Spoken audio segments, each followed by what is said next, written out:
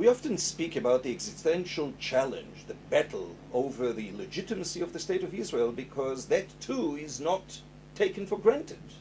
There are those who challenge the State of Israel, viewing it as illegitimate, based on religious grounds.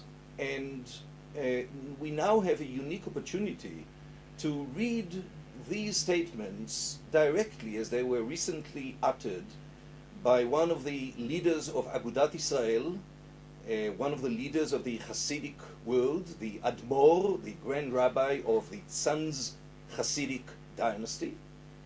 Now, let's put it in context. With the ultra-Orthodox parties ousted from the government and the rising of a new civil coalition and civil government, they are extremely frustrated because they have been accustomed to the ability to extract from public coffers and be able to call the shots on everything and anything titled Jewish and beyond.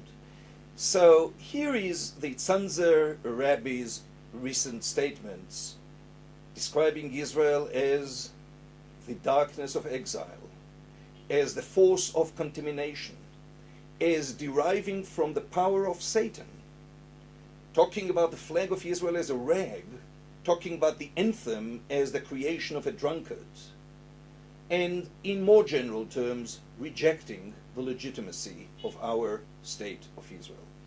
Now, we celebrate freedom of speech, and obviously he's entitled to his views, as misguided as they may be. But should we pay for it? Should Israeli taxpayers and the state coffers pay for an educational system that perpetuates these very views and strengthens them and expands them? I dare say no. And Hiddush turned to the Minister of Education and said, enough is enough.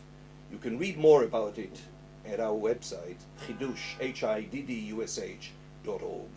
Read about the Tzanzer Rabbi. Read about the leaders of United Torah Judaism, one of them, for instance, viewing the State of Israel as an enemy state.